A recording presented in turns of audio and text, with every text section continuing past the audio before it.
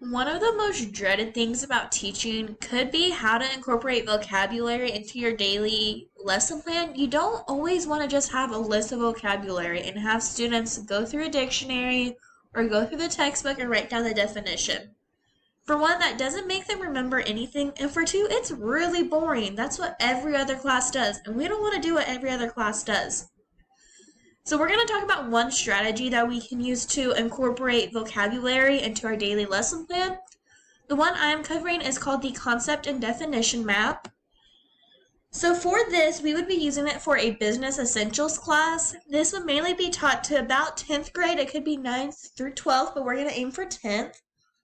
The textbook we are going to be using is going to be The Principles of Business, the 9th edition. It's written by DeLabey, Burrow, and Kleindale. This is one I have used in the past, and I find it really good to use for examples like this. And like I said, the vocab strategy that we're going to be covering is the Concept and Definition Map. So you will see here an example of the Concept and Definition Map. This is just a blank one. So what this is it's just a graphic organizer in simplest terms. It has the student explain whatever key concept or vocabulary word you would want, or it could be a main idea. So that very middle box would be what your word or idea is. Above it, you would have a formal definition of it. That's there where it says, what is it? And then to the right, it says, what is it like? These would be examples of what it would look like. And then what are some examples? These would actually be specific examples of what this specific term would be like. And then on the My Explanation, this is where students would write what their personal explanation or definition of the word is. You don't want them to copy it directly from a source. You want them to come up with it on their own. And you can also include a fun question for them to answer during this. So I found this strategy within the textbook of Classroom Strategies for Interactive Learning, the 4th edition, that was written by Buell. And this was actually included within section 2, which was Classroom Strategies for Scaffolding Learning. This section contained many examples of things you could do, and this was one that I found very easy and very fun to do for any class.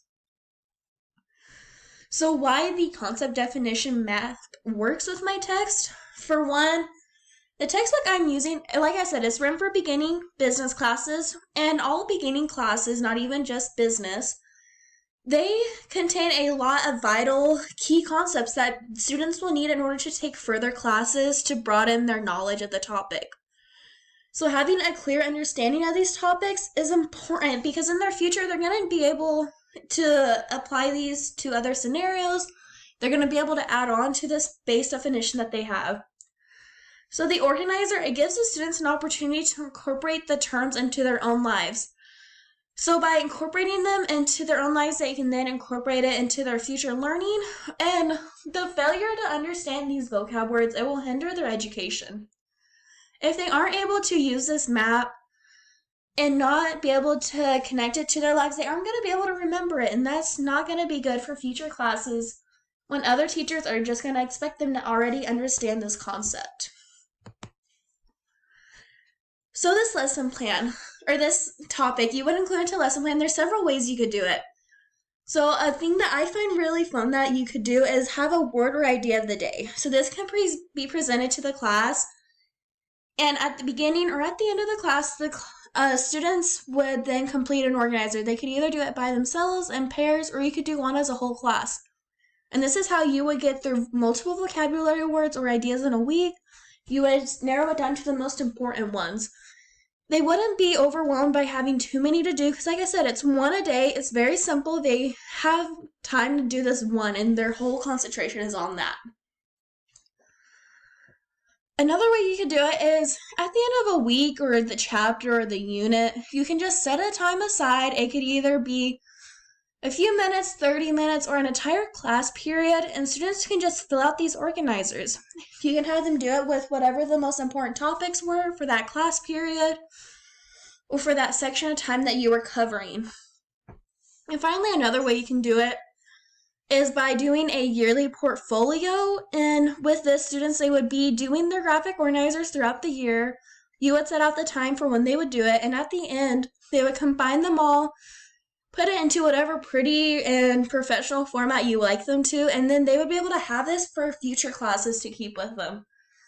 This is especially good for like my hometown. We only have one business teacher, so she knows what she's going to teach. So by having the students keep these, they can use them for her future classes. She doesn't need to have them redo assignments. She has them all there for them, and they just keep carrying them throughout the years. So what way does this help the students? Well, for one, like I already mentioned, it pulls information from their prior knowledge, and it has them use critical thinking to apply this to their future and to where they are right now. It also helps the students solidify their understandings of whatever the most important topics being presented are.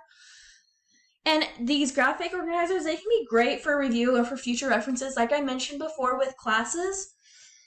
And then one thing that I find very beneficial with this is it helps students who don't understand the normal textbook definition. It helps them apply it to their life so that they can kind of transform it and create whatever definition they need to help them understand the concepts and get through the class.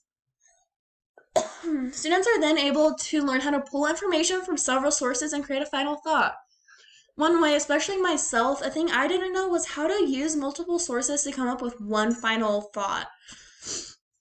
This is a great way to have them say, hey, we have these 3 documents that we use this week. Let's have these words and pull from all of these documents to gain a base understanding of what these topics that we want are.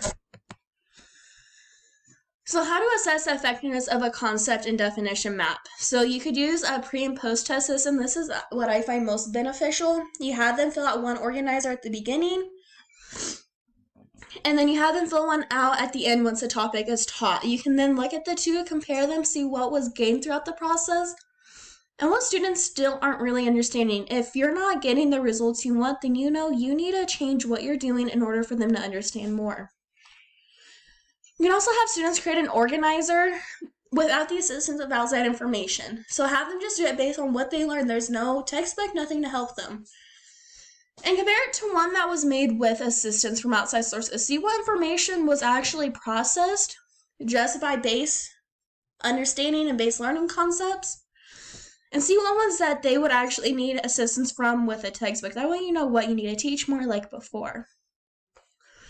You can also use this as a final exam, so instead of giving them a traditional test, give them these graphic organizers and make them fill it out.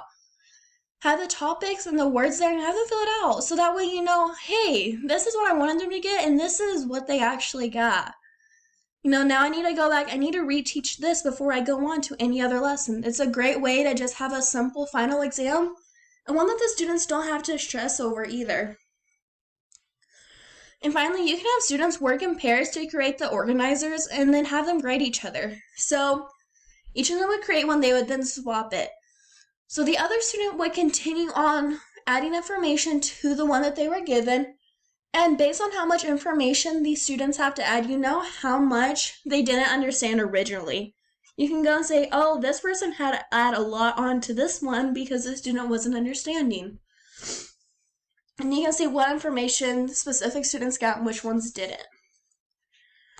So going back to the concept map here, just an example. So for a business class, we could say our word is scarcity, and we could have the definition of what it is.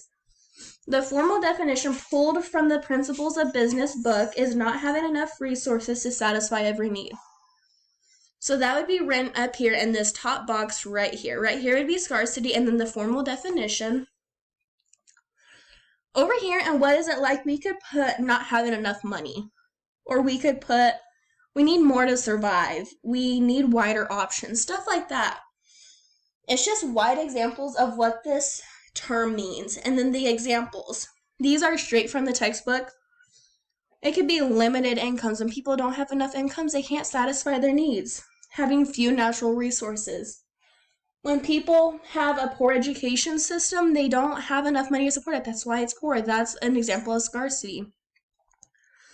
Or even just a plain simple one, it could be having to decide between apples or chocolate. I mean, you have the scarcity, you know that I only have money for one, so which one am I going to choose? That's kind of a fun one for people to remember what scarcity is. Then down here on my explanation of, you would have them create their own definition of what scarcity is.